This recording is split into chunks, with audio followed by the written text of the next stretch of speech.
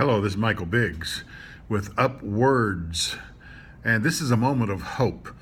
I want to talk today about just because it fits doesn't mean it fits. When I was 4 years old, we lived in Nashville, Tennessee. One Saturday, my mom and dad were getting ready to go somewhere. All of us kids were going to go, the ones that were at home at that time. And so mom got ready and dad got ready in another room, and mom got me ready. She had to go back into the kitchen to check a pot that was on the stove and stir it or something, and she left me in her bedroom. In her bedroom, there was this little container of pearls, these snapped together pearls. And I was in there by myself, and I looked at those pearls and I thought, oh my gosh, those are the most fascinating things I've ever seen in my life. I picked one up and I looked at it, and I stuck it up my nose. Oh boy, that was kind of fun. I stuck another one up my nose, and if I remember right, I stuck another one up my nose, maybe two more. So I ended the day with about 3 or 4 of these snapped together pearls up in my nose. Well, then I knew that I was going to be in trouble if I couldn't get those out. So I got one out, got 2 out, got 3 out. That final one was way up high in my nasal cavity, and I couldn't get the thing out. My mom came back into the bedroom, and she was going to give me one final look over.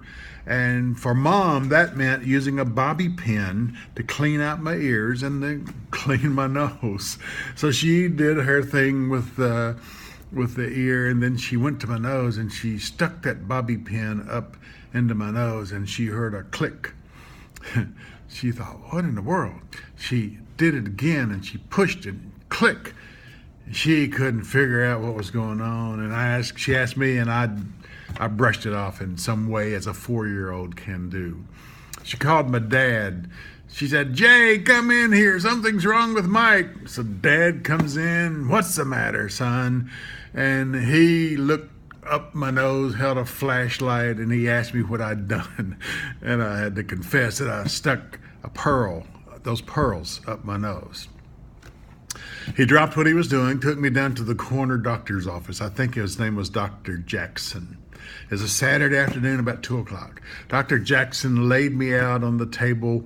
He probed and poked, and he saw that pearl, and he worked on me for about 5 minutes, and all of a sudden, he pulled my right arm and raised me upright on his table, put his hand under my mouth, and that pearl came out into his hand as pretty as you please. Just really, that's funny.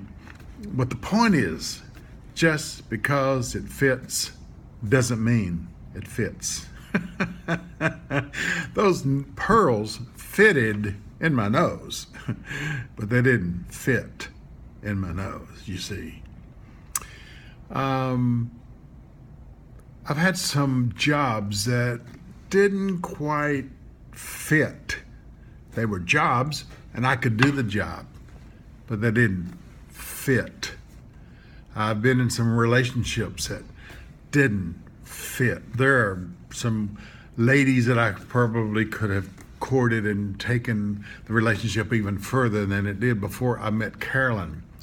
But I realized early on that this relationship doesn't work. It's not fitting together.